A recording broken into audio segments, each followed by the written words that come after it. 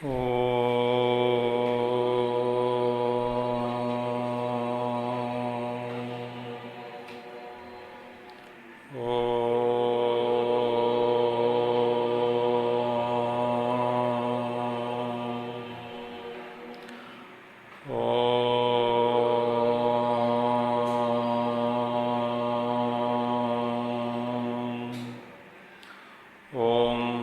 गणेशाय नमः। ओम श्री सरस्वत्यै नमः। ओम श्री गुरुभ्यो नमः। ओम समस्तजनकल्याणे निरतं करुणामयं नमामि चिन्मयं देवं सद्गुरुं ब्रह्मविद्वरं सद्गुरुं ब्रह्मविद्वरम्।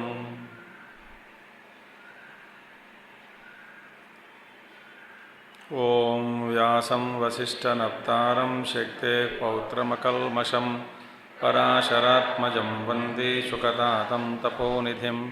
व्यासाय विष्णुरूपाय व्यासरूपाय विष्णवे नमो वै ब्रह्मनिधये वासिष्ठाय नमो नमः। वसुदेवसुतं देवं कंसचाणूरमर्दनं देवकी परमानन्दं कृष्णं वन्दे जगद्गुरुं कृष्णं वन्दे जगद्गुरुम्।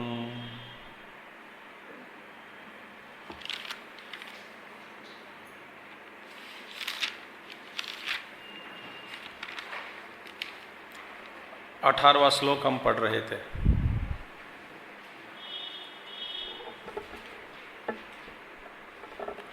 तो 17 और 18 ये दो श्लोक हम साथ में पढ़ेंगे। कर्मणो ह्यपि बोद्धव्यं बोद्धव्यं च विकर्मणः अकर्मणश्च बोद्धव्यं गहना कर्मणो गतिः। कर्मण्यकर्म यः पश्येद् अकर्मणि च कर्म यः स बुद्धिमान् मनुष्येषु सयुक्तः कृत्स्न कर्म कृत। तो हम इस भाष्य में 117वां पेज 117वां पेज में हम तो भगवान कहते हैं इस यहाँ पे कि देहादि आश्रयम कर्म आत्मनि अध्यारोप्य अहम कर्ता मम एतत् कर्म मया अस्य फलम भोक्तव्यम इति च। क्योंकि आत्मनि कर्म अभावे अकर्मणि कर्म विपरीत दर्शनम अत्यंत निरूढ़म तस्मिन्। तो अज्ञानी लोगों के लिए तो ये क्या हुआ, आत्मा में कर्म अभावे आत्मनि, जिस आत्म तत्व में किसी भी तरह का कर्म होने का संभावना नहीं है, तो अकर्म आत्मा में कर्म को देखना। अकर्म अभावे आत्मनि अकर्मणि कर्म विपरीत दर्शनम। तो उस अकर्म में कर्म को देखना यह विपरीत दर्शन हुआ। विपरीत दर्शन माने जो वास्तव में नहीं है उस चीज को देखना, वो होता है विपरीत दर्शन। तो वास्तव में आत्मा अकर्म, उस अकर्म आत्मा में कर्म को देखना ये तो अत्यंत निरूढ़म, ये हम सभी लोगों के लिए ये स्वाभाविक बन गया। तो हमारा ये स्वभाव हो गया विपरीत दर्शन। तो भगवान कहते हैं इसीलिए यतः क्योंकि किम कर्म किम अकर्म इति कवयो अपि अत्र मोहिताः। क्यों ऐसा भगवान कहते हैं? कवि लोग माने क्रांतदर्शिनः, कवयः क्रांतदर्शिनः माने कवि माने क्रांतदर्शी, माने जो वास्तव में जो महापंडित है, बुद्धिमान लोग होते हैं, जो अतिक्रांत माने जो चीज़ वैसी दिखाई दे रहा है उसके पीछे उसको पार करके, उस दर्शन को भी पार करके, उस वस्तु के पीछे जो ज्ञान है, जो वास्तविकता है, उसको अनुभव लाने में जिसके पास समर्थता है उसी को कहते हैं कवि। कवि का मतलब क्या है? क्रांतदर्शी। इसका मतलब क्या है? फिर दोहरा रहा हूँ, फिर रिपीट कर रहा हूँ कि जो वस्तु जैसी दिखाई पड़ रहा है उस वस्तु के पीछे, वस्तु माने कोई सिद्धांत हो, कोई कुछ दिखाई पड़ रहा है, जो दिखाई पड़ रहा है उसके पीछे जो वास्तविकता है, उस वास्तविकता को जानने में जिसके पास समर्थता है, जो सामर्थ्य है, माने इसको पीछे जो दिखाई पड़ रहा है उसको पार करके दृष्टि में उसके पीछे जो है उसका दर्शन करने में जो समर्थ है, तो उसको कहते हैं कवि। कवि तो कवयः अपि अत्र मोहिताः, इस विषय में, इस निगूढ़ विषय में, माने आत्मा जो अकर्म है, अकर्म आत्मा में कर्म को आरोप करके तो मैं ही कर रहा हूँ, मैं कर रहा हूँ, मैं मुझे द्वारा, मेरे द्वारा नहीं, मैं ही कर रहा हूँ, मैं ही करता हूँ, ऐसा जो मिथ्या ज्ञान हो रहा है। क्योंकि कवियों को भी, माने जैसे क्रांतदर्शी जो लोग होते हैं, पंडित लोग होते हैं, बुद्धिमान लोग होते हैं, वे भी इस विषय में संशय में पड़ जाते हैं, उस विषय में मोहित हो जाते हैं। ठीक है, तो किम कर्म, माने ये कर्म क्या है और अकर्म क्या है, इस विषय में किम कर्म किम अकर्म इति। सो देहादि आश्रयम कर्म आत्मनि अध्यारोप्य अहम कर्ता मम एतत् कर्म मया अस्य फलम भोक्तव्यम इति च। ये मोह कैसे है, ये ऐसा कैसा हो रहा है, इस रूप में कि देहादि आश्रयम कर्म, वास्तव में कर्म का आश्रय जो है देह और इंद्रिय, शुद्ध आत्मा में कर्म होने का संभावना नहीं है, शुद्ध चैतन्य स्वरूप में कर्म होने का संभावना नहीं है। कर्म का क्षेत्र क्या है, कर्म का क्षेत्र द्वैत, जहाँ द्वैत है वहीं कर्म होने का संभावना है। जहाँ ये भेद है कि वस्तु भेद, ध्येय ध्यान ध्यातृ, यानी तो कि जो भी वस्तु एक पड़ी है और मैं हूँ उस वस्तु को चाहने वाला, और हमारे बीच में जो संबंध है वो भी है जारी। तो इस रूप में त्रिपुटी का दर्शन करने वाला जो भी है, जहाँ जहाँ ये होता है वहीं कर्म होने का संभावना है। तो आत्मा में द्वैत नहीं है, इसीलिए वहाँ पे किसी भी तरह का कर्म होने का संभावना नहीं है। तो द्वैत हो तभी कर्म होता है। तो यहाँ पे और कर्म का आश्रय क्या है, फिर ये देह और इंद्रिय, देह और इंद्रिय, शरीर और इंद्रिय, यही है कर्म का आश्रय। तो इन्हीं के द्वारा कर्म किया जा सकता। आत्मा कभी नहीं करता, वो तो निर्गुण निराकार है, सर्वव्यापक है, तो उसमें कर्म होने का संभावना नहीं है। तो करने वाला कौन है वास्तव में? कर्म किस वस्तुओं के द्वारा, माने किस माध्यम से कर्म किया जाता है? देह और इंद्रिय। तो ये देह और इंद्रिय को आत्मा में आरोपित करके, अध्यारोप करके, देह इंद्रियों को आत्मा में अध्यारोप कर दिया। अध्यारोप कर दिया माने दो जो संबंध है, तो वास्तव में इन दोनों के पीछे, माने बीच में जो संबंध है, ये अध्यारोप माने एक वस्तु को दूसरे वस्तु पर आरोप करके फिर अपना जो अस्तित्व को भूलकर उससे तादात्म्य होना। जो आरोपित वस्तु है उसके साथ तादात्म्य होकर मैं वही हूँ, इस भावना से युक्त व्यवहार करना, उसको हम कहते हैं अध्यारोप। तो अभी देह और इंद्रिय आत्मा में, मुझ में आरोप करके, तो आरोप्य अहम कर्ता, तो जैसे कि आरोप हो जाता है तब तुरंत ही मैं कर्ता बन जाता हूँ। तो इंद्रियों के द्वारा मेरे अध्यक्षत्व में अपने गुण और स्वभाव के अनुसार इंद्रियों के द्वारा यह कर्म किया जा रहा है।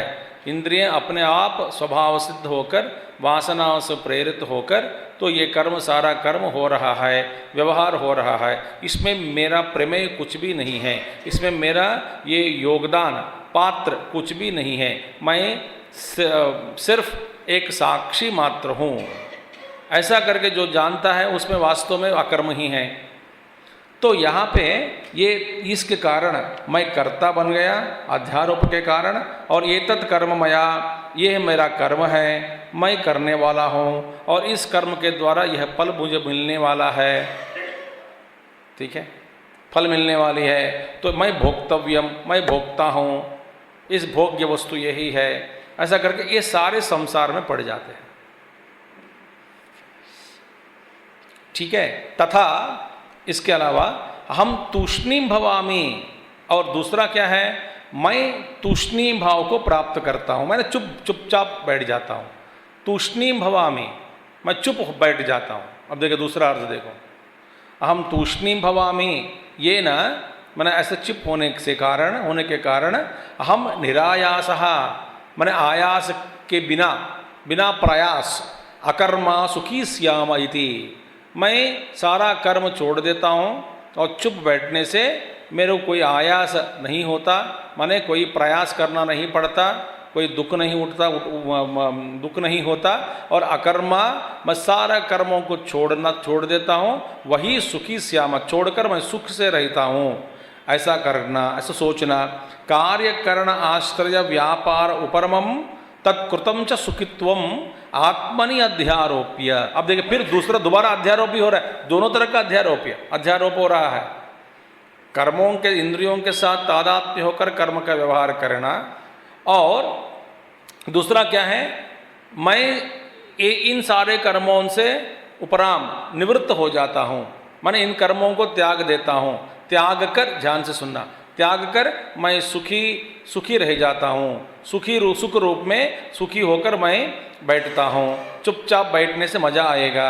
इस तरह से ऐसा सोचकर कार्य करण, माने इंद्रिय और देह और इंद्रिय, इन सभी देह और इंद्रियों से निवृत्त होकर, उन सभी व्यापारों को रोककर, उससे निवृत्त होकर मैं सुखी हूँ, ऐसा उस सुखी को उपराम लेना, और उपराम के द्वारा जो सुख मिलता है उस सुख को आत्मा में अध्यारोप करके, देखिए जो कर्म नहीं करता, वास्तव में कर्म नहीं कर रहा है, जो कर्म छोड़ दिया, कर्म छोड़ने के बाद वो कर्म से मुक्त हो गया। कर्म से मुक्त हुआ माने आयास से मुक्त हुआ, आयास प्रयास से, संकट से, कर्म का संकट जो है वो मैं अभी सुख हो गया हूँ, आराम से बैठा हूँ, कोई मुझे करना नहीं पड़ता है, और बैठने से ही आराम मिल रहा है। ऐसा उस सुख को, माने आलसत्व के कारण जो सुख आपको समझते हैं, आप समझते हैं वो सुख है, उस सुख को, वही सुख को आत्मा में अध्यारोप करके,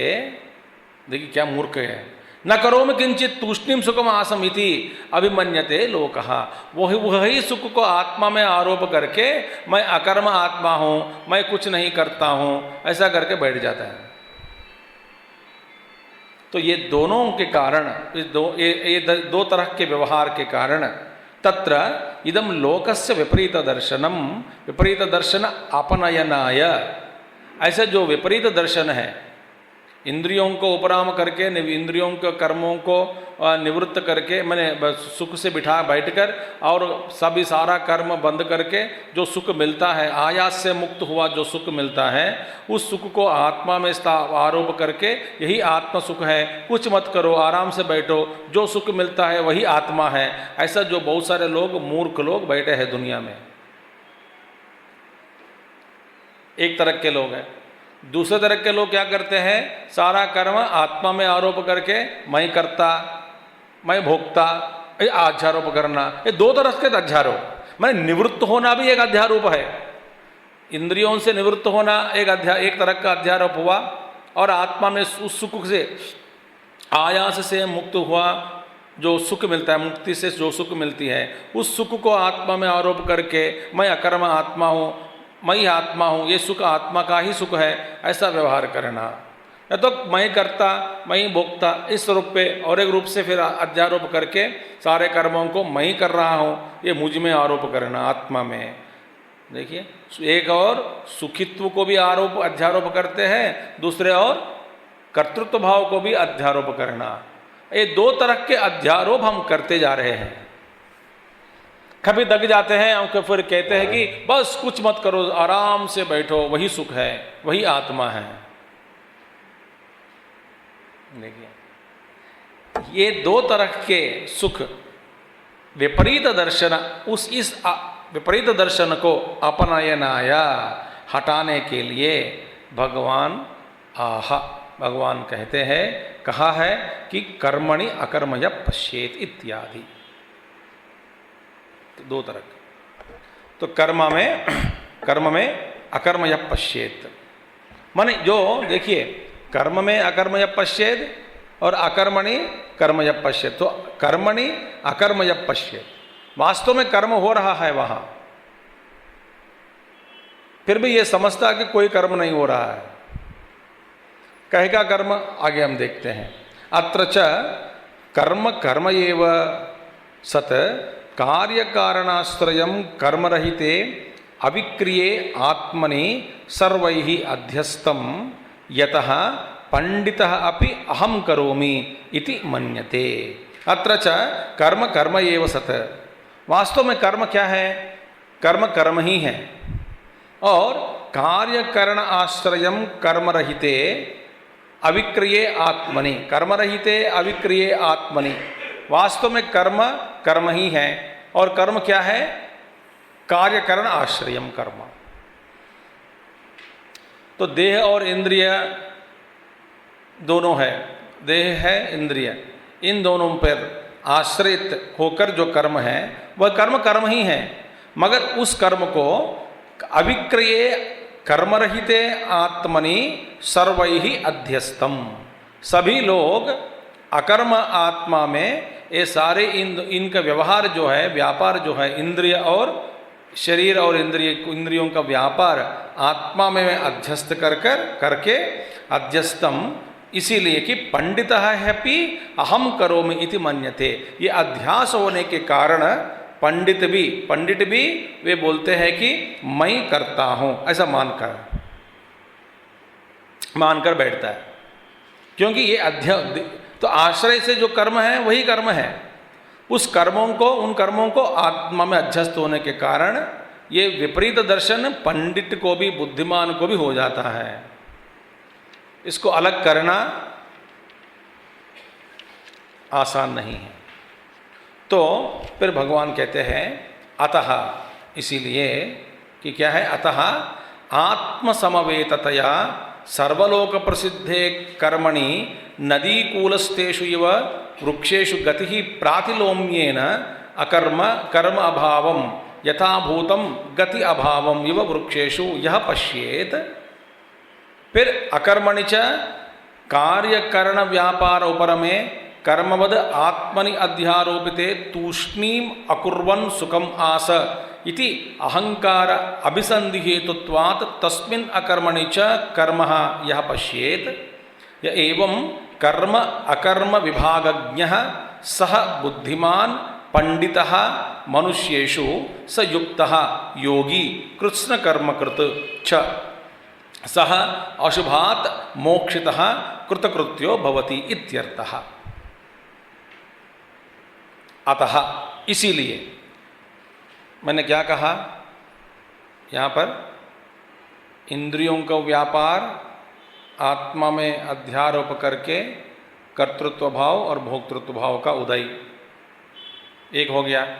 और इस सारे इंद्रियों का व्यापार बंद करके, उपराम करके, उस व्यापारों से निवृत्त होकर अलसत्व के कारण या तकावत के कारण, या कहते हैं कि ये सारा ये प्रयास वृद्ध प्रयास, चुप बैठो ऐसा मानकर और सारे कर्मों को छोड़कर और जो सुख मिलता है उस सुख को आत्मा में आरोप करके और मैं आत्मा का ही सुख भोग रहा हूँ, ऐसा अपने आप को आत्मज्ञानी मानकर बैठना, ये भी एक तरह का मूर्खता ही है, ये भी एक तरह का गलत विचार है। समझ में आ रही बात? इसलिए सहएव कृष्ण कर्मकृत बताया भगवान ने, वही वास्तव में कर्म करने वाला है। क्योंकि हमारा जो हर कर्म में अहंकार आ गया, भोक्तृत्व भाव है, कर्तृत्व भाव है, कर्म हुआ तो फिर संतुष्ट हो जाते हैं, नहीं हुआ तो दुखी हो जाते हैं। इस झंझट में हम फंस गए हैं। इन झंझटों के कारण कोई भी कर्म वास्तव में कोई भी कर्म पूर्ण रूप से हम नहीं कर पा रहे हैं। क्योंकि हर कर्म दूषित हो गया। किससे दूषित हुआ?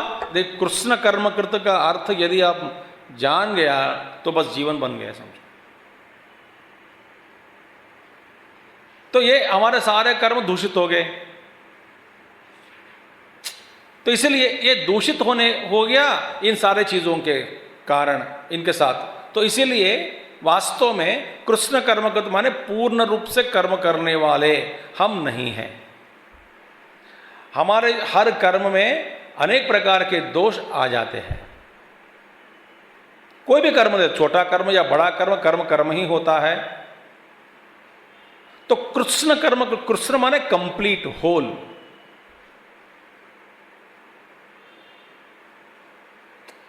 तो भगवान कहते हैं जो कर्म में अकर्म को देखता है और जो अकर्म में कर्म को देखता है, ऐसे जो ज्ञानी है वही वास्तव में कृष्ण कर्म कृत, वही वास्तव में कर्म करते हैं। पूर्ण रूप से कर्म करने वाला वही है। तो देखिए, अच्छी तरह से कर्म किया, इसका मतलब क्या? अच्छी तरह से कर्म किया मतलब क्या है? जिस कर्म में ये सारे दोष नहीं है, जो कर्म इन दोषों से वंचित नहीं हुआ, लेप नहीं हुए, कर्म लेप, कर्मों का ये सारे दोष कर्म को लेप नहीं करते, वह कर्म हो गया कि कृष्ण कर्म कृत। वह कर्म, तो कर्म में अहंकार नहीं है, भोक्तृत्व भाव नहीं है, कर्तृत्व भाव नहीं है, अपेक्षा नहीं है। तो कर्म फल के बाद उस पर भोक्तृत्व बुद्धि भी नहीं है, फल के प्रति फिर अपेक्षा नहीं है। उस फल को भोगने के बाद इससे भी नया विचार, फिर नया इच्छा, वो भी नहीं है। तो नहीं मिला तो सुखी नहीं होते, मैं दुखी नहीं होते, मिला तो सुखी नहीं होते, तो सुख दुख से भी त्याग दिया। पर कर्म किया, ये सारे दोष इन कर्म से निकाल दिया गया, हटाया। इन सभी दोषों के बिना कर्म किया गया। यदि ऐसा कर्म करने वाला कोई हो तो वही वास्तव में कृष्ण कर्म करता। तो इस रूप में आप देखें कि तो वास्तव में कर्म करने वाले कौन है? यही है जो अकर्मण्य कर्म या पश्चेत, कर्मण्य अकर्म या पश्चेत, माने बुद्धिमान, तो ज्ञानी लोग, तो वही वास्तव में कर्म करते हैं। कर्तृत्व भावना नहीं है। हम करते हैं तो हमारे कर्म में सारे दोष आ जाते हैं, इसलिए हमारा कर्म शुद्ध नहीं रहा।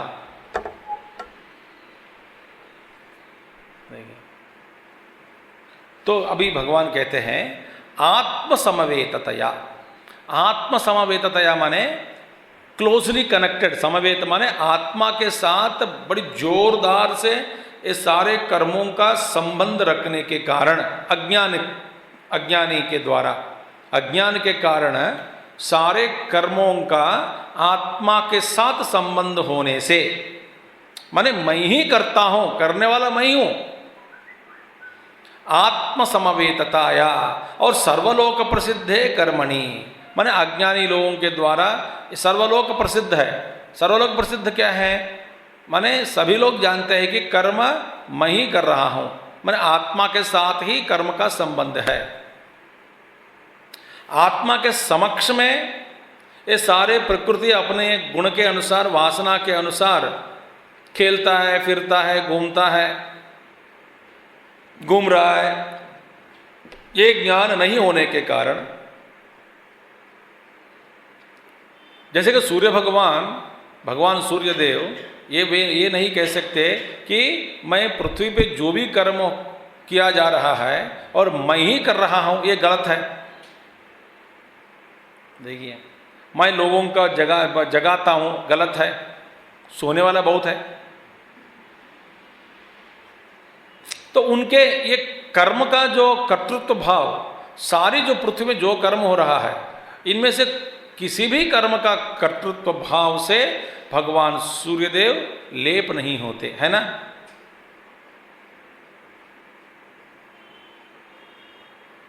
इनसे परे है। फिर भी, और सूर्य भगवान के बिना कर्म नहीं होता, उनके समक्ष में ही होना है। फिर भी इन सारे कर्मों का, किसी भी कर्म का कर्तृत्व भाव वो नहीं उठाते, उनके बिना कर्म में नहीं होता। अब ये बात समझ में आ गई कि नहीं? इसी तरह मगर अज्ञानी क्या समझता है कि ये सारे कर्म आत्मा में आरोप करके लोक प्रसिद्धि, ये तो लोक प्रसिद्धि है कि मैं कर रहा हूं, मैं उठा, मैं पढ़ा, मैं कर्म करता हूं, मैं सोच रहा हूं, मैं घूम रहा हूं, मैं फिर रहा हूं। तो ये शरीर के साथ, मन के साथ, इंद्रियों के साथ ऐसा तादात्म्य हो जबरदस्त। सर्वलोक प्रसिद्ध है कर्मणि, ऐसे सर्वलोक प्रसिद्ध जो कर्म है, नदी कूलस्तेषु व वृक्षेषु गति प्रातिलोम्येन। अब देखिए, नाव में बैठे आप, नाव में बैठकर चल रहे हैं, घूम रहे हैं, नाव में बैठकर दक्षिण से उत्तर की ओर जा रहे हैं, ठीक है, नाव में बैठकर दक्षिण से उत्तर की ओर जा रहे हैं। और नदी कूलस्तेषु, जो नदी किनारे में जितने भी वृक्ष है, जो भी है वृक्ष, पौधे जो भी है, ये सारे जो वृक्ष की गति प्रातिलोम्येन, माने पीछे जा रहा है, ऐसा अनुभव होता है कि नहीं? अच्छा, तो उनकी गति देखा जा रहा है, वो उनकी भी गति है। ये सारे वृक्ष पीछे पीछे चल रहे हैं, हम आगे जा रहे हैं, वे पीछे जा रहे हैं। प्रातिकूल, प्रातिलोम्येन, पीछे। तो अकर्म क्या है? कर्म अभावम यथाभूतम गति अभावम जो वृक्षेषु च पश्येत। वास्तव में वहाँ पे इनकी गति तो देखना हो रहा है, वृक्षों की गति है, वो पीछे पीछे जा रहे हैं, हमारा अनुभव भी कहता है कि पीछे जा रहे हैं।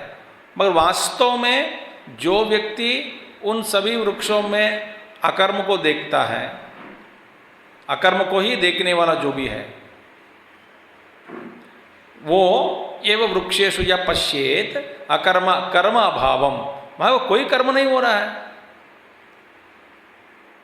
दिख तो रहा है, हाँ दिख रहा है। जैसे कि बचपन में हम भी कहते थे कि देखो जैसा मैं चलता हूं मेरे साथ साथ ही चांद भी चल रहा है। आप किए होंगे, खेले होंगे बचपन में, चलो यहां से यहाँ देखो मेरे साथ साथ चल रहा है चांद, और वापस आया चांद भी आ जाते हैं। बच्चों के साथ वो कोई बोल देता है कि चलो देखो तेरे साथ ही है, कौन है? चांद। तो बेचारा वो सोचता है कि चांद मेरे साथ ही चल रहा है, और चांद में जो गति नहीं है, माने वो स्थिर है। हमको लगता है कि वास्तव में ये इसी तरह है, वृक्षेषु या पश्येत, इसी तरह है, सारा कर्म हो रहा है, बड़ा वृक्ष स्थिर है, और वृक्ष में आरोप कर, या कर्म का आरोप, गति का आरोप। इसलिए आत्मा स्थिर है, मेघ चल रहा घूम रहा है, वो मेघ का जो मेघों की जो गति है, वो गति हम किस पर आरोप करते हैं? चांद में, या न तो सूर्य भगवान में, वो भी तेज तेज भाग रहे हैं। ये विपरीत दर्शन हुआ। तो हटकर, हम इस सबसे हटकर देखना चाहिए। तो भगवान कहते हैं यहाँ पे भाष्य में, जिससे कि प्रातिलोम्येन अकर्म, प्रातिलोम्येन अकर्म कर्म अभावम यथाभूतम गति अभावम युव वृक्षेषु यः पश्येत। जो देखता है वृक्ष में जो गति नहीं है, इसी तरह है। और क्या है? अकर्मणि च कार्य करण व्यापार उपरमे अकर्मणि। यहाँ पे अकर्म माने कार्य करण व्यापार उपरम, रूप जो कर्म अकर्म है। अभी अकर्म माने आत्मा मत लेना, अकर्म माने यहाँ पे कार्य करण उपरम रूप, व्यापार से निवृत्त, माने देह काम नहीं करता, इंद्रियों से भी निवृत्त हो गया, इंद्रिय और देह बस स्थिर बैठे हैं। सो उस निवृत्त रूप नहीं करना, कर्म नहीं करते हुए बैठा है, और उस नहीं करना रूप जो अकर्म है, जिसको हम अकर्म कहते हैं। देखिए, तो अकर्मण्या, अकर्म में, अकर्म माने जो शरीर है, इंद्रिय है, ये इन सारे कर्मों से हम कर्मों को बंद कर दिया। उस रूप अकर्म में कार्य करण व्यापार उपर में कर्मवद आत्मनि अध्यारोपिते तूष्णीम अकुर्वम सुखम आस इति अहंकार अभिसंधि हेतुत्वम त्वात् तस्मिन् अकर्मणि च कर्म यः पश्येत्।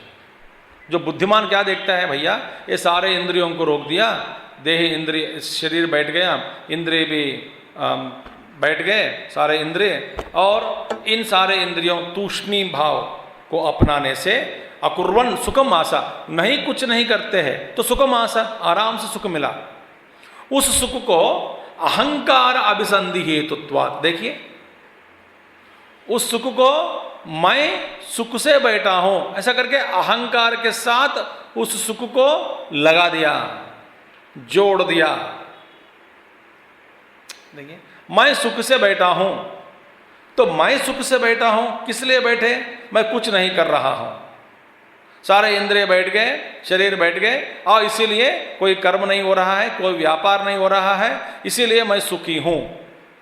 क्योंकि निवृत्त रूपी माने इन सारे इंद्रियों को और देह को बिठाने से और आयास रहित होने के कारण जो सुख मिलता है, उस सुख के साथ हमारा अहंकार जुड़ जाते हैं। देखिए मैं सुखी बैठा हूं, मैं सुखी बैठा हूं, मैं इस सुख में किसका साथ तादात्म्य हुआ, किसके साथ जुड़ गए, ये सुख जुड़ गया किसके साथ, अहंकार के साथ।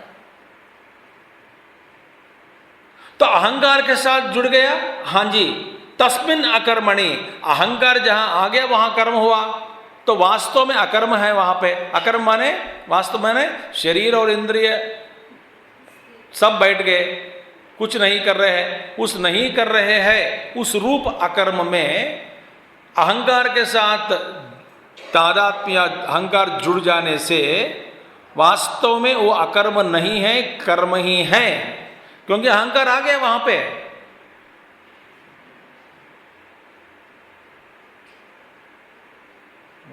क्योंकि किस लिए भाई, उस रूपी न कुछ भी नहीं करते हैं, का इंद्रिया नहीं कर रहा है काम, और शरीर भी बैठ गया, चुप हो गया, उस चुप होने के कारण जो कर्म नहीं हो रहा है उसमें जो अहंकार, उससे अहंकार का उदय हुआ कि मैं चुप बैठा हूं इसलिए मैं सुख का भोग कर रहा हूं। उस अकर्म के साथ अहंकार जुड़ गया, वास्तव में वही कर्म है, क्योंकि रोक के रखा ना, अपने आप को रोक के रखने का भी ये कर्म हुआ कि नहीं।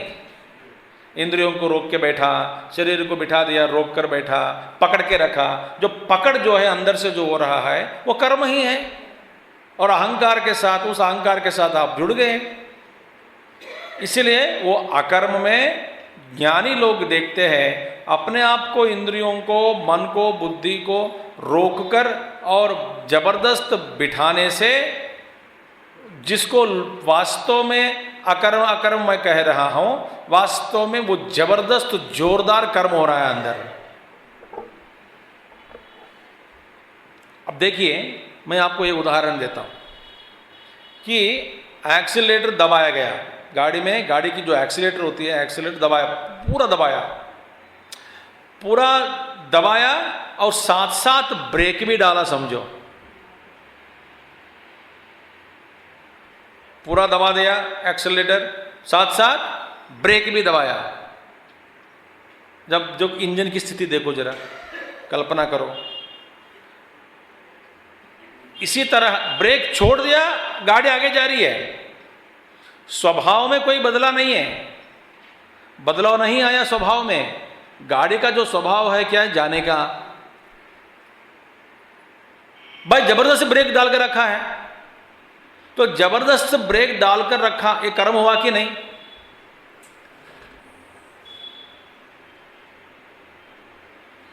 ये कर्म हुआ कि नहीं?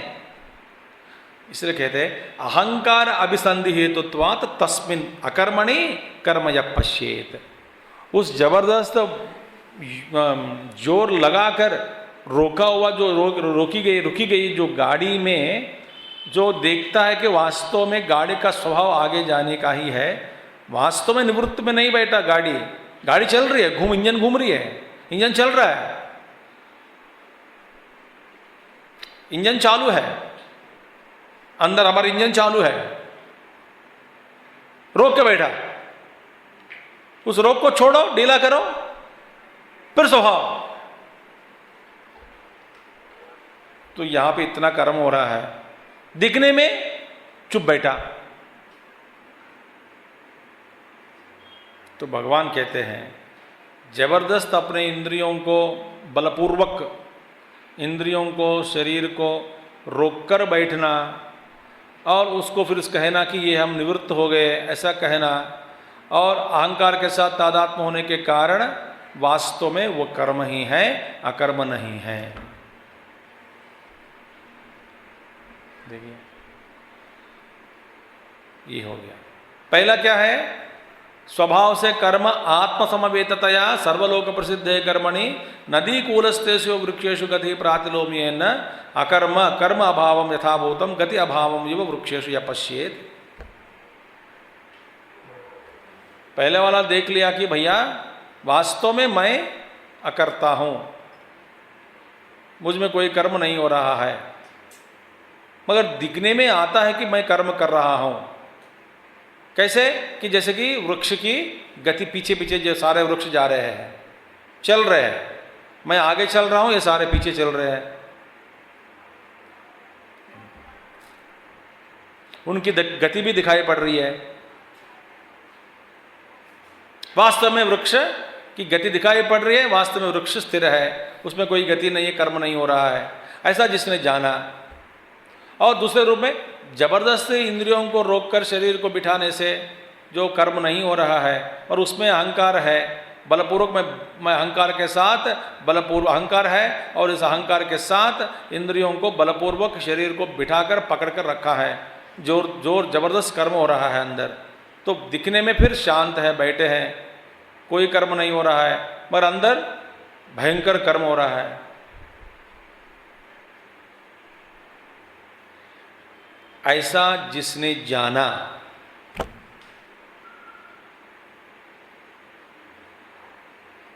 वही बुद्धिमान है। इसीलिए ना लोग कहते हैं कि स्वभाव बनाते हैं, एक स्वभाव से दूसरा स्वभाव, एक स्वभाव का जो वासना है वो वासनाओं का प्रक्षालन करना, खर्च करना, निकाल देना, हटाना। इसलिए भगवान कहते हैं कि स्वधर्मे निधनम श्रेयः।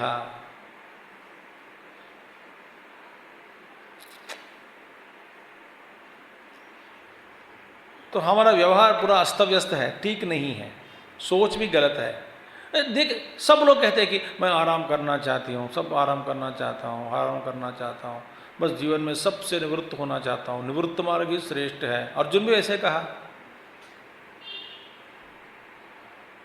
आप खाओ पियो, जो कर्म करना है करो। वास्तव में आपको जब ये पता लग जाता है कि मैं अकर्म आत्मा ही हूँ, मेरे समक्ष में सारे कर्म हो रहा है, वासनाओं के अनुसार, स्वभाव के अनुसार, प्रारब्ध के अनुसार, जो मैं कह रहा हूँ वास्तव में मेरे घूमना भी नहीं हो रहा है, फिरना भी नहीं हो रहा है, बात भी नहीं हो रही है, कुछ भी नहीं हो रहा है। ये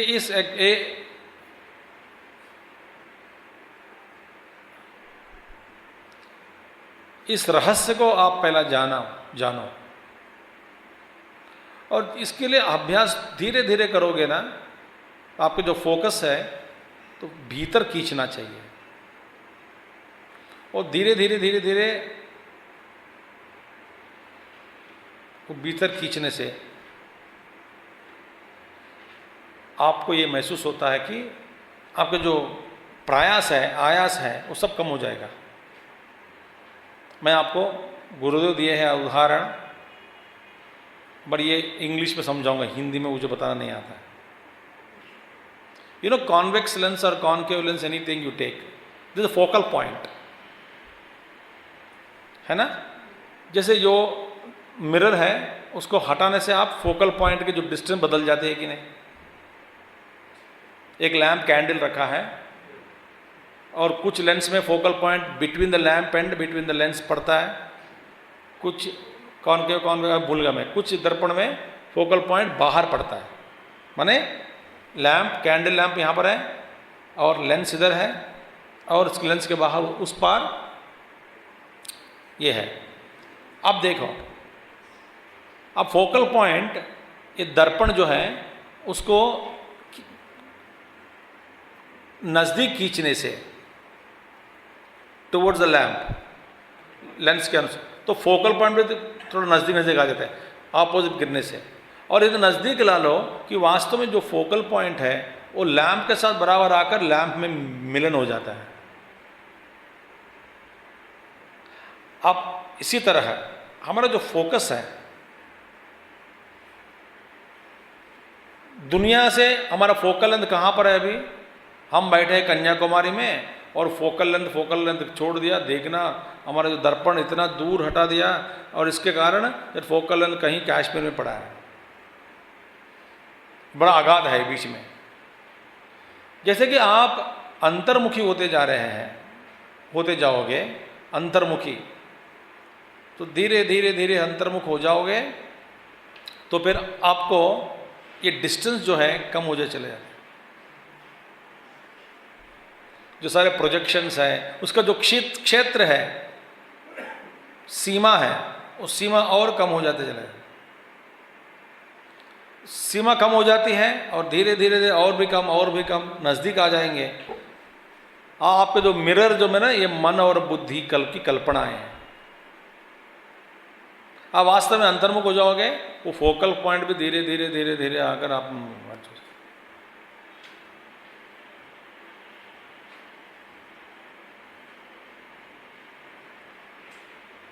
उसको दूर नहीं फेंकना चाहिए। इसी तरह कर्मणि अकर्म यः पश्येत्, अकर्मणि कर्म यः पश्येत्। इसलिए क्या अच्छी तरह यदि हमको आगे बढ़ना हो तो क्या करना चाहिए? हमारे जो कर्म के अनुसार कर्तव्य कर्म करते रहो, और करते समय मेरे समक्ष में ही ये सारा कर्म हो रहा है, वास्तव में मैं करता हूँ, शरीर से परे हूँ, सो देखते रहो।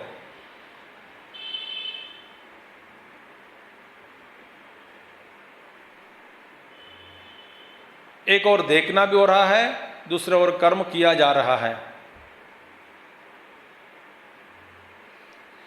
इस अभ्यास को धीरे धीरे धीरे धीरे करने से फिर आगे कर्म के बंधन में हम नहीं पड़ते हैं।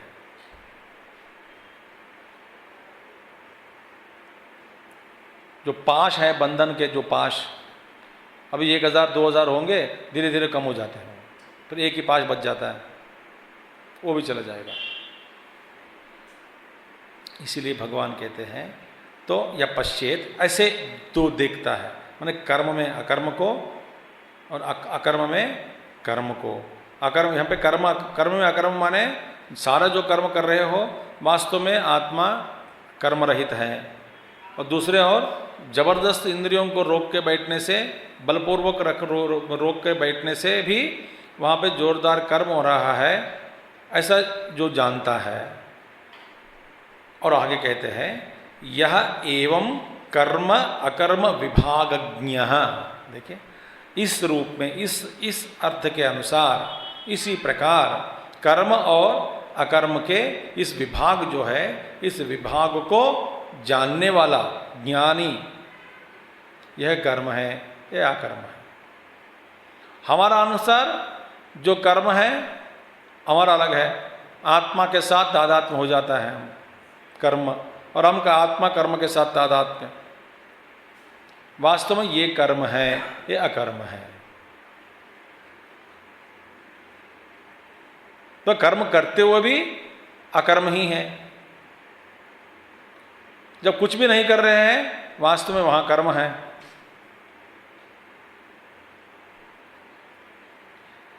यह एवं कर्म अकर्म विभागज्ञः सह बुद्धिमान पंडितः।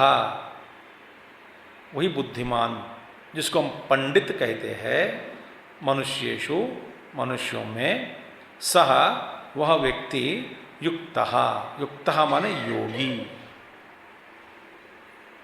वही योगी है।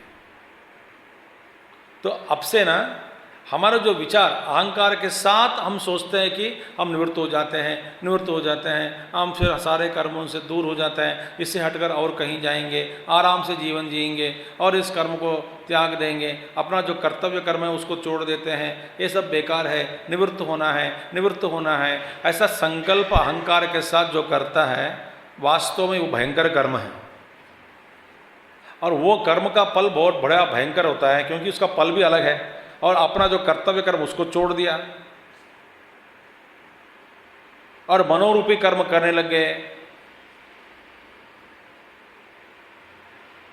मैं आपको बताता हूँ, ये अनुभव से बता रहा हूँ कि आप जैसे कि धीरे धीरे धीरे धीरे धीरे समझ के साथ साधना आप कर रहे हैं, समझ के साथ,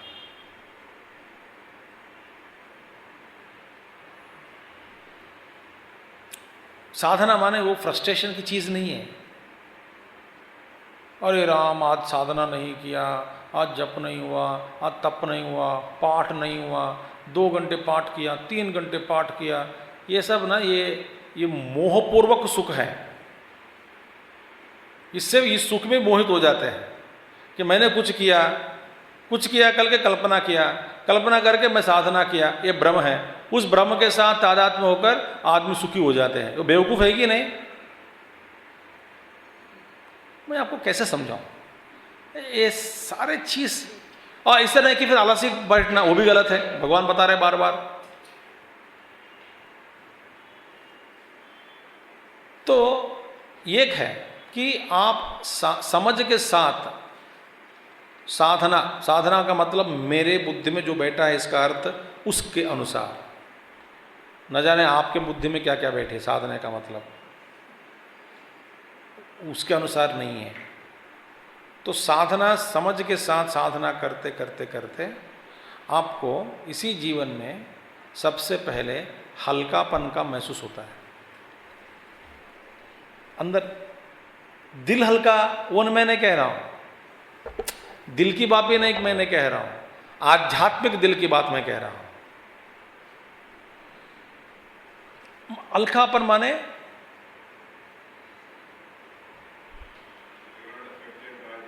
कोई बंधन में नहीं पड़ता। कर्म करे, आपको ये लगता नहीं कि ये बंधन है, बंधन है ही नहीं। और कोई भार का महसूस नहीं होता, कर्म का भार, करने का भार, जिम्मेदारी का क्या भार। और बहुत सारी जिम्मेदारी है स्वामी जी, पता नहीं अगले जन्म में हम साधना करेंगे। तो मैं बोलता हूं बेस्ट ऑफ लक। अब इसमें क्या कहूं? जिम्मेदारी का भार, मैं देख रहा हूं महात्माओं को, कभी भी भार का ये महसूस नहीं करते ये लोग। हालांकि ये सब गलत है, ये सब गंदे है, ये सब चीज़ नहीं चाहिए, हमको कहीं बैठना है, हम आध्यात्मिक मार्ग पर आगे नहीं बढ़ रहे हैं, इस तरह का विचार लोगों में जो बैठे हैं ना, वो भी गलत है।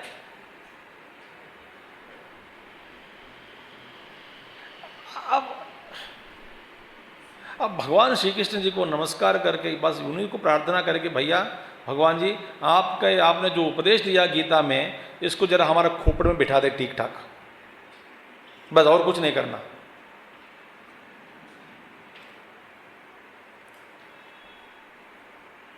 ये महत्वपूर्ण ज्ञान है।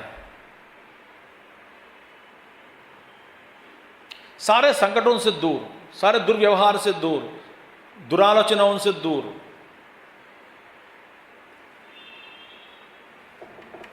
तो भगवान कहते हैं कर्म अकर्म विभागज्ञ, जिसने जाना वही बुद्धिमान है, वही पंडित है मनुष्यों में, वही युक्त योगी, और वही कृष्ण कर्म कृत आहा। ये कृष्ण कर्म कृत पर मैं सोच रहा हूं 2-3 घंटे से। अच्छे अच्छे विचार तो आ ही गए। कृष्ण कर्म कृत, जैसे गुरुदेव को देखो, सभी कर्म किया, कर्म से कभी पीछे नहीं हटे, सबके साथ काम किया, सबकी भलाई के लिए काम किया। ऐसे महात्मा लोग बहुत हैं, एक उदाहरण मैं दे रहा हूं बस। फिर भी कर्म के बंधन में कभी नहीं पड़े और हर कर्म पूर्ण रूप से करते थे वो। ऐसे महात्मा लोग, छोटा कर्म हो या बड़ा कर्म, मैं छोटा कर्म में हमारे हिसाब से बता रहा हूं, मैं हमारे बुद्धि की कल्पना के अनुसार छोटे छोटे कर्म में भी इनकी जो परफेक्शन थी, इतना तक कि आप प्रश्नोत्तरी के समय में प्रश्न पढ़ने के बाद, जवाब देने के बाद जिस ढंग से गुरुदेव ने उस कागज को फाड़ते थे, उसमें भी एक सुंदरता आ जाती है। कागज फाड़ने में भी सुंदरता है। मैंने देखा,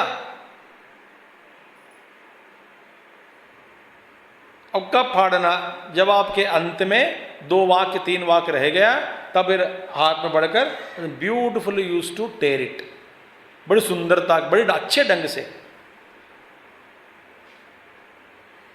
और खाना जब खाते समय जिस ढंग से खाते थे, सुंदरता है। चलने में सुंदरता, जैसे कि अखिलम मधुरम, मधुराधिपते अखिलम मधुरम, और मधुरता आ जाती है। कोई बुरा विचार से कर्म करना, हाय राम आज भी खाना मुझे बनाना पड़ रहा है, ये अब देखिए कोई भी स्थिति में, मैं नौकरानी नहीं आई तो नौकरानी नहीं आई, खाना बनाने वाली आज नहीं आई, ये विचार बार बार हम दोहराते हैं मन में, उसी का जप करते हैं सारा दिन। ये नहीं होना चाहिए। ये मैं प्रैक्टिकल बात मैं कह रहा हूं आपको कि ये बार आई नहीं तो ठीक है, आई नहीं, आप उसका आप ग्रहण किया, बस इतना ही। और इस पर फिर ज्यादा सोचना, फिर ना ये खींचना, फाड़ना, फोन करना, डांटना, पैसा टंका से काटना, ये सब अनेक प्रकार के चित्तवृत्तियां है ना, ये सब संसार ये फैलता नहीं।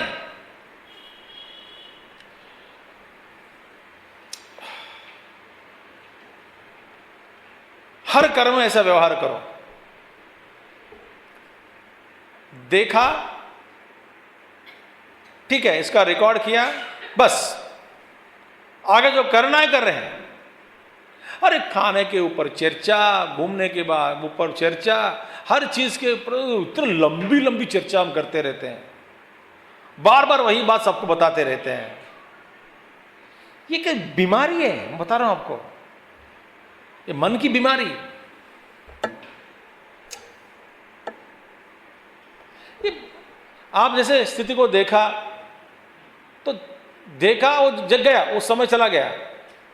अगला क्षण आपके द्वारा जो करना है, आप वर्तमान में रहते हैं होश के साथ, तो इसी के कारण उस समय जो कर्तव्य है, जो करणीय है, जो जैसे करना है, जिस चीज को जैसे जैसे व्यवहार करना है, उसी व्यवहार आपके द्वारा प्रकट हो जाता है।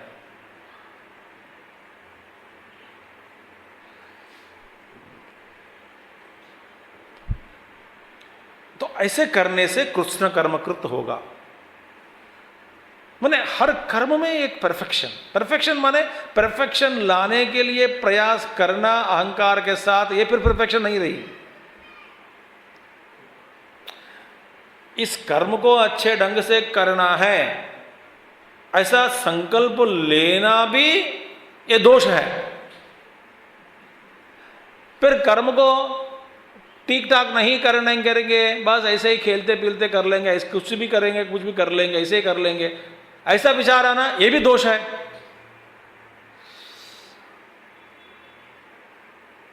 फिर भी कर्म हो जाता है सुंदर रूप से।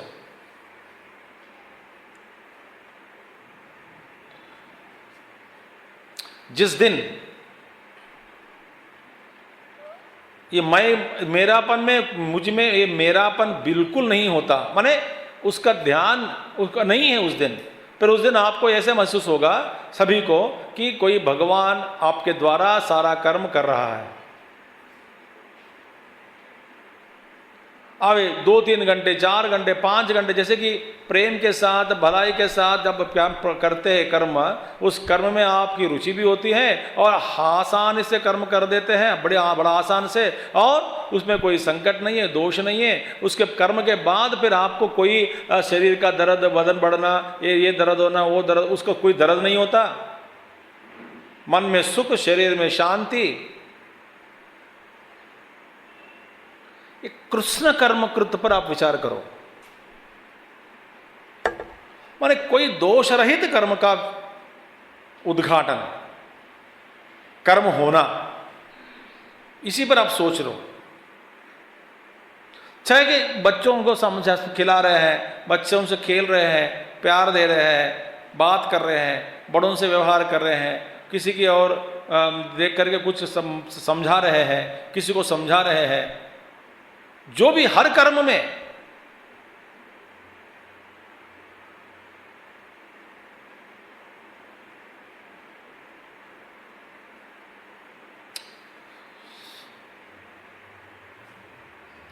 आप धीरे धीरे धीरे धीरे धीरे धीरे आप हर क्षण में पूर्ण रूप से जीते हैं और हर कर्म आपके द्वारा किया जा रहा है, ऐसा आपको ज्ञान होता है, महसूस होता है, अनुभव में आ जाता है, और कर्म भी बड़े अच्छे ढंग से हो जाते हैं। मतलब जो कर्म जैसा करना है उसी रूप से उसका अनुरूप लेकर वो कर्म का प्राकट्य हो जाता है, फलीभूत भी होता है कर्म, और उस पल पर आपके कोई अपेक्षा नहीं होती भोगने का। वाह, योगी कृष्ण कर्मकृत च सह, वही व्यक्ति, माने कृष्ण कर्मकृत ये वह, देखिए सुनिए, माने जो कृष्ण कर्म माने पूर्ण रूप से जो कर्म करने वाला है वही, माने जो ज्ञानी, पंडित, बुद्धिमान, जो कर्म और अकर्म का ज्ञान जिसको हुआ, जैसे ऊपर समझाया उस प्रकार अशुभात मोक्षितः, अशुभ से मोक्ष प्राप्त कर लेते हैं। अशुभ माने क्या है? अशुभ कर्मों से। भैया अशुभ कर्म क्या है? भैया पुण्य कर्म भी अशुभ है और पाप कर्म भी अशुभ है, क्योंकि मोक्ष के लिए दोनों ही बंध कारक है। तो माने उसके द्वारा जो किया गया कर्म है उसमें न पाप लगता है उनको, न पुण्य होता है, न पाप है न पुण्य है।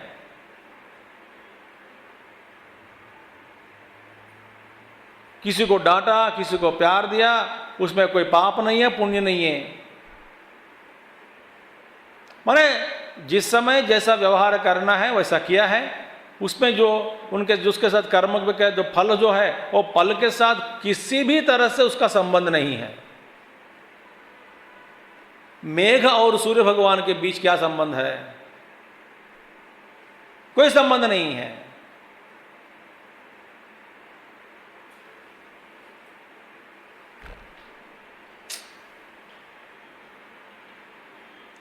और कृतकृत्य भवति मोक्षितः अशुभात, अशुभ से मोक्ष मिलता है उनको, और कृतकृत्यो भवति, वही कृतकृत्य हो जाते हैं। कृतकृत्य, कृतम कृतः, जो करना है वो सारा कर लिया, जैसा व्यवहार करना था वैसा ही वह व्यवहार किया मैंने इस जन्म में।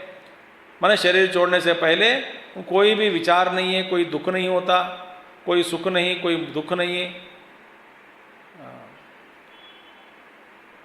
कोई गिल्टी कॉन्शियस वो भी नहीं होता कि मैंने कुछ नहीं किया, कम किया।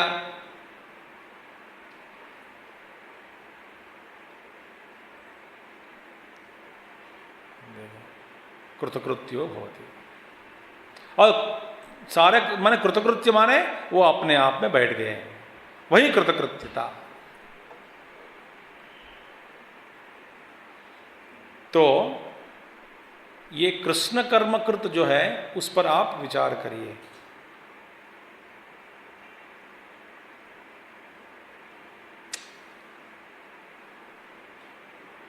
कर्म करिए, कर्तव्य कर्म करते रहिएगा, क्योंकि इंद्रियों को देह और देह इंद्रियों को रोककर बैठने से, बंद करके सारे व्यवहार उनका, और कहेंगे कि हम सुख में बैठा हूँ, शांति बैठा हूँ, ये तो अलसत्व है। अहंकार से तादात्म्य हो गया, वो भी एक कर्म है मन में, वो मानसिक कर्म हो गया, उसका भी फल होता है। इससे अच्छा आपको जो करना है करते रहिएगा और करते रहिएगा, उसमें कोई पहला, इसीलिए शास्त्र कहते हैं कि पहला, सबसे पहला कर्तृत्व भाव को त्यागने से पहले पहले तुम इसका अभ्यास करो। किसका? कि फल, माने फल को त्याग लो, भोग बुद्धि को पहले त्याग दो। भोक्तृत्व भाव जो है उसको पहले त्यागना है, और भोक्तृत्व भाव को त्यागने बिना त्यागे एक कर्तृत्व भाव को त्यागना कभी नहीं हो सकता। इसीलिए हर व्यवहार में, हर दिन हम जो हम काम करते हैं उसमें जो भोग बुद्धि है उसको त्याग दो। भोगने के लिए कोई कर्म मत करो, सिर्फ कर्तव्य रूप कर्तृत्व कर्म के रूप में स्वीकार करके करो। भोग आ जाते हैं, उस भोग में रमना नहीं चाहिए, भोग के लिए कर्म नहीं करना चाहिए, भोग मिलने पर उसमें रमना भी नहीं चाहिए। ऐसा नहीं कि भोग नहीं चाहिए जानबूझकर कष्ट उठाओ, ये भी मूर्खता ही है।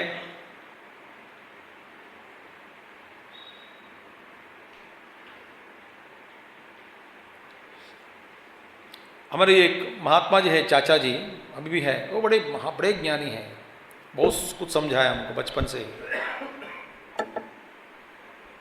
बहुत शास्त्र पढ़ा है हमको बचपन से।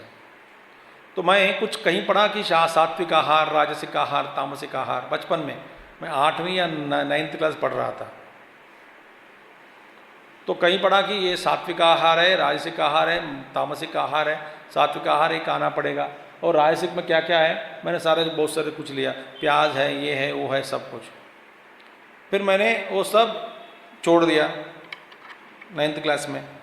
प्याज नहीं खाना, वो नहीं खाना, ये नहीं खाना, कल का खाना नहीं खाना, आज एक ब्रश खाना, बहुत सारे वो नियम मैंने 9th क्लास पढ़ रहा था।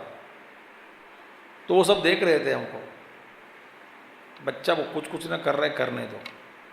और मैं रोज़ उनसे पूछता था कि ये है, वो है, इसी के ऊपर चर्चा, प्याज के ऊपर चर्चा, प्याज खाने से क्या क्या नुकसान है, राजोगुण है, बढ़ता है, मगर वो वैद्य के रूप में भी वो स्वीकार करना पड़ता है, उसका भी अच्छे गुण भी है उस शरीर के लिए। वो तो 6 महीने के बाद उन्होंने बताया मुझे कि बेटा प्यारे सुनो, 6 महीने से तू ब्रह्म के ऊपर ध्यान नहीं कर रहा है, बस सिर्फ प्याज के ऊपर ही ध्यान हो रहा है तेरा। तो मैं बच्चा था तब, 6 महीने के बाद बोला, तो मैं देखते आया हूं, तू 6 महीने से बस खाने के बाद ही तुम चर्चा कर रहे हो, बार बार उपवास करना, ये करना, खाना, ये जो खाते समय, सोचते समय, फिरते समय, बात करते समय किसी को समझा रहे हो कि प्याज नहीं खाना है। और तेरे मन जो है प्याज में फंस गए बड़े प्यार से। तो अब मेरे को ऐसा झलक लगा, मैं बच्चा था तब 9th क्लास, एक झुक, हाँ जी आपने सही कहा, तो फिर मैं क्या करूं? तो उन्होंने कहा कि जो अच्छे कर्म है उस पर ध्यान दो, ये प्याज के चक्कर में मत पड़ो, उपवास के चक्कर में मत पड़ो, जो भी करना है तो करो, नहीं तो नहीं। बट ये this is not the topic to be discussed. स्वास्थ्य रखने चाहिए, ठीक है, रखो, हेल्थ रखो, बट इस पर फिर ज्यादा इसमें फंसो मत। फिर भी तो जिसके लिए कोई व्यायाम करना है तो करो, मगर व्यायाम के ऊपर सारा दिन चर्चा मत करो। कुछ लोग हठयोगी लोग होते हैं, आसन करते हैं, ध्यान, वो लोग सुबह से शाम तक वो आसन है कि आसन करना और कौन सा आसन क्या इसी चक्कर में पड़ जाता है, उसी को वे समझते हैं कि ये बड़ा ज्ञान है, साधना है। वो चक्कर में पड़ो मत। कोई उपवास में, कोई पाठ में, कोई योग में, कोई खाने चीज में, कोई पुण्य क्षेत्रों में। और ये एक माता जी से मैंने मिला, अभी ये जीवित है, हमारे कोई सदस्य के रिश्तेदार हैं, उसकी मासी लगती है, और उसकी मन में क्या है, 108 भगवान विष्णु के पुण्य क्षेत्र है देश में, तो मरने से पहले ये सारे 108 का दर्शन करना है। तो ऐसे करना है तो पहले बचपन में तुमको ये संकल्प आ जाते, अच्छा होता था। अभी उस उम्र में पैर ठीक नहीं है, टांग, सबको परेशानी, 90 हो गए, 99 हो गए, अभी 100 होने वाला है और 5 बाकी है, और मर गए तो दुखी दुखी से मरना। हरि व्यापक सर्वत्र, ये छोड़ दिया। देखिए हमारे संकल्पों में भी हम फंस गए।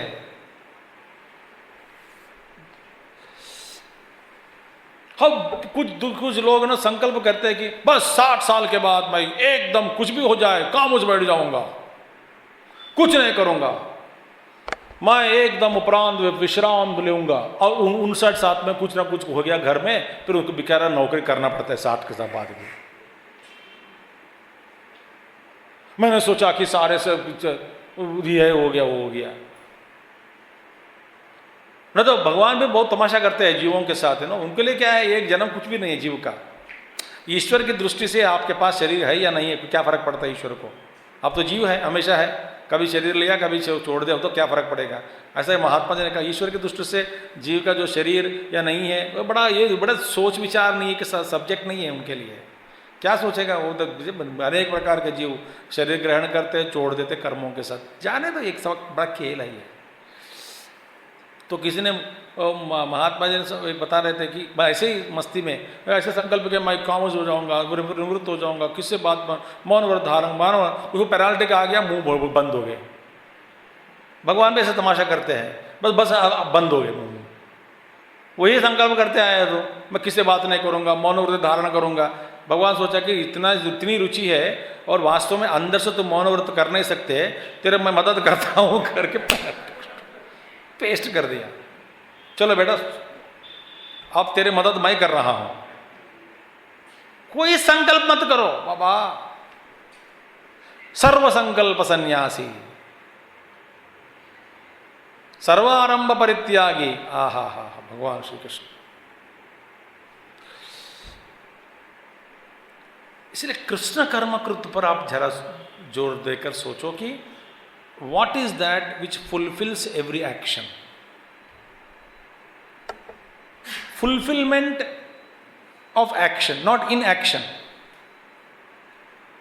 हमारी तृप्ति के बारे में मैं कह रहा हूं, कर्म की पुष्टि किसमें है। कर्म की पुष्टि माने कर्तृत्व कर्ता में नहीं है, कर्तापन में नहीं है। पर कर्म अच्छे ढंग से हो बिना कर्तृत्व भाव,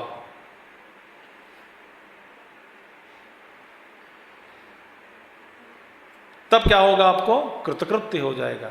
अब कोई अरे भैया मैं तो बैठा हूं, शुद्ध चैतन्य स्वरूप हूं, हाँ सर कुछ प्रकृति है, कॉस्मोस मेरे चारों ओर, उसमें कुछ अच्छी चीज है बुरा है, तो अच्छा बुरा हमारे दृष्टि से कुछ प्रकृति है, कुछ like neon gas in the substances in the Cosmos, कुछ गैसेस होते हैं। इसी तरह मेरे और चारों तो कुछ मेघ जैसा, मैं सूर्य जैसा हूं, वो सारे मेघ जैसे कुछ है। उसमें परिवर्तन हो रहा है, लगातार बदल रहा है। मेघों का जैसे रूप बदलता है, मैं बैठा हूं बीच में,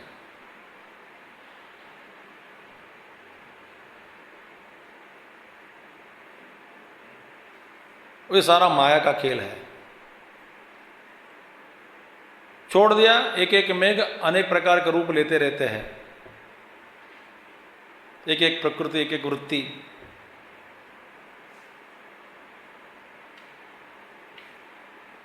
मैं बैठा हूं,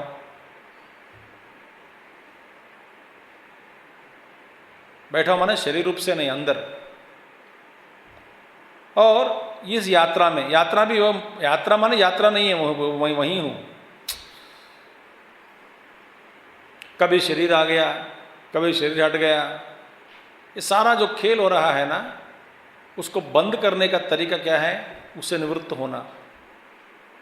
निवृत्त होना माने आत्मा में अकर्म को देखना। आत्मा अकर्म, अकर्म आत्मा। इससे फिर मेरा संकल्प नहीं जोड़ता हूँ, अहंकार के साथ किसी का एक गठबंधन में नहीं डालता हूँ। अहंकार एक और, कर्म और अपेक्षाएं, अन्य प्रकार के मोह संकल्प, इन दोनों के साथ गठबंधन में डाल देता हूँ। इसी तरह अहंकार चारों ओर और एक एक धागा निकाल कर उससे एक एक चीज़ के साथ मैं गठबंधन में, एक बंधन में डाल देता हूँ, बांध के रखता हूँ। फिर हो गया मुझे अहंकार से अनेक प्रकार के जो रस्सी निकली, और एक एक रस्सी, एक एक धागा, एक एक विषय को, एक एक वृत्ति को पकड़ के रखा है। इसके साथ ये दूर नहीं जा रहा है, हट नहीं रहा है हमसे, ये सारे फिर मुझे मोहित कर दिया, चारों ओर धक दिया। अब इसका क्या है? असंगत शस्त्रेण दृढ़ेण चित्वा, तो असंगता प्राप्त कर लो। अंदर जो हो रहा है, जैसे हो रहा है होने दो। किसी का जन्म हुआ, किसी की मृत्यु हुई, जैसे जो हो रहा है होने दो। कोई जीव शाश्वत नहीं है पृथ्वी पे, तो हमारा जो दो किया जा रहा है वो कर्म करने दो, ठीक है। कर्म सही ढंग से, ध्यान से सुनना, कर्म सही ढंग से करना, इसका मतलब एक एक गांठ खोलकर फेंकना। हर कर्म ठीक से किया तो इसका वो जो गठबंधन है, जो गांठ है, वो गांठ को निकाल दिया, छोड़ दिया, और उसको वो विलीन हो गया कर्म। हालांकि 1000 धागे हैं समझो, 1000 कर्म के साथ, कर्मों के साथ वृत्तियों, एक एक वृत्ति के गर्भ में सारे वृक्ष पड़ी है, एक वृक्ष पड़ी है, उस वृक्ष के अंदर सारे बीज, तो इसे संसार बढ़ते रहता है। तो एक मैंने असंगता के कारण हर कर्म करने लगे, तो ये कर्म असंग से व्यवहार किया, तो उस जो गठबंधन है, जो गांठ है, वो तो उसको छोड़ दिया, वो हो गया, विलीन हो गया। तो इस तरह से आप व्यवहार करते रहोगे, धीरे धीरे धीरे धीरे धीरे धीरे। कोई भविष्य की कल्पना मत करो। भविष्य अपना ही कल्पना के ऊपर आधारित नहीं है। जिद करने से ईश्वर कभी दे देते हैं। जिद करने से ईश्वर ने सोचा 1 लाख रुपया देने का, और आपने मांगा 10,000, तो भगवान सोचा कि 10,000 दे दो, 90,000 बच गया मुझे पास।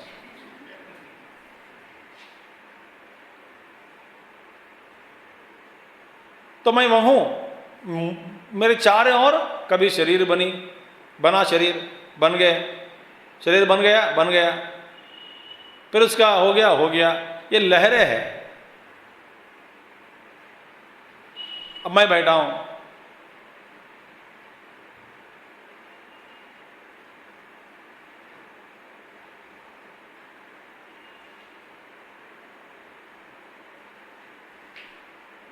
ये साधना करने से कृष्ण कर्म कृत और कृतकृत्यो भवति। और इससे ज्यादा मैं क्या कहूं।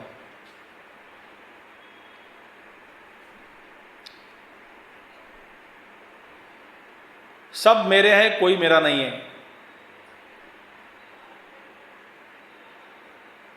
सुन रहे हो? सब मेरे हैं और कोई मेरा नहीं है।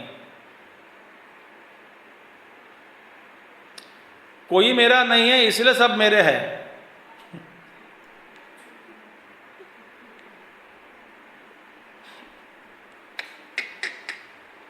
समदृष्टि तभी होगी ना,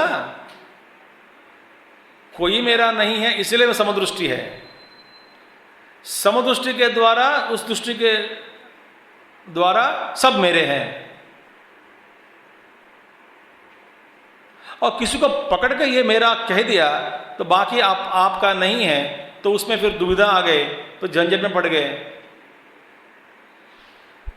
हाँ, अशुभात मोक्षतः कृतकृत्यो भवति इत्यर्थः। अच्छा, इसीलिए ये सारे जो प्रकृति, मैं तो चलने दो ना, क्या करना, कभी जन्म हुआ कभी जन्म नहीं हुआ, जैसे चल रहा है चलने दो। आप उसके साथ जो मोटर चला रहे हैं ना, मोटर क्या है? अहंकार। वो मोटर बंद कर दो तो गाड़ी कुछ दूर चलेगी, बंद हो जाएगी।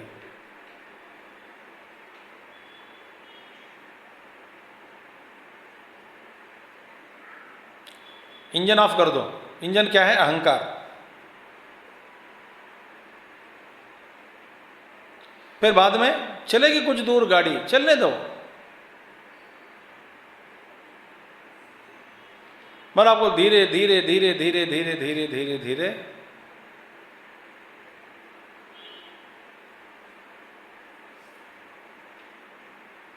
हल्कापन, कोई अपेक्षा नहीं है, कोई अपेक्षा नहीं है, तो इसीलिए कुछ भी चीज़, जो भी कुछ होता, जो कुछ भी हो रहा है होता है, आप आश्चर्यचकित नहीं होते। आश्चर्य की बात है, सुबह चाय पी या हमसे बात भी किया, फोन भी किया, आश्चर्य की बात है, बैठे बैठे मर गए, कोई अपेक्षा नहीं है तो कोई आश्चर्य भी नहीं है। समझ में आ रही बात? You are wondering at the things happening means you are already preconceived certain, prefixed certain things in life. आश्चर्य की बात ही नहीं है।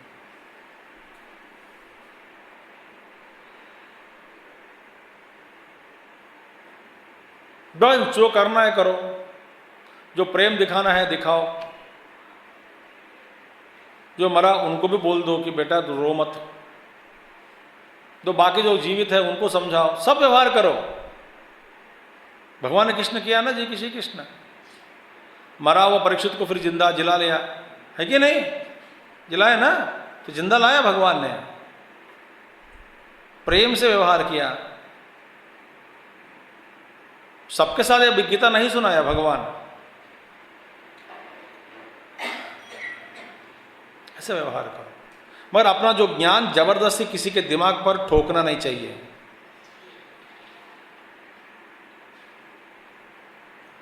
ये भी गलत है।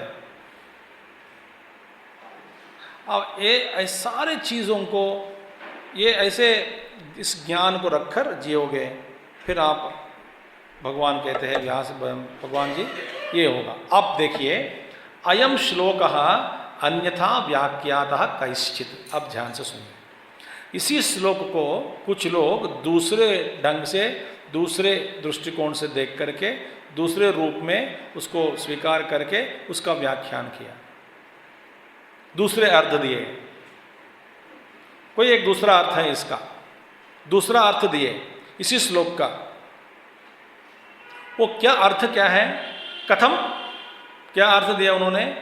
नित्यानाम किल कर्मणाम ईश्वरार्थे अनुष्ठीयमानानाम तत्फल अभावात् अकर्मणि तानि उच्यन्ते गौण्या वृत्त्या तेषां च अकरणम अकर्म तच्च प्रत्यवाय फलत्वात् कर्म उच्यते गौण्या एव वृत्त्या। तत्र नित्ये कर्मणि अकर्म य पश्येत् फल अभावात् यथा धेनुः अपि गौः अगौः उच्यते क्षीराख्यम फलम न प्रयच्छति इति तद्वत् तथा नित्य अकरणे तो अकर्मणि च कर्म य पश्येत् नरकादि प्रत्यवाय फलम प्रयच्छति इति न एतद् युक्तं व्याख्यानम्। एवं ज्ञानात् अशुभात् मोक्ष अनुपपत्तेः यद् ज्ञात्वा मोक्ष से अशुभात् इति भगवता उक्तं वचनं बाध्येत। This we will take up tomorrow. ये दूसरा अर्थ देते हैं इस श्लोक को। ये दूसरा अर्थ जो है वो गलत है। कैसे, हम कल देखेंगे। ओम पूर्णमदः पूर्णमिदं पूर्णात् पूर्णमुदच्यते पूर्णस्य पूर्णमादाय पूर्णमेवावशिष्यते। ओम शांति शांति शांति। हरि ओम श्री गुरुभ्यो नमः। हरि ओम सद्गुरुनाथ महाराज की जय।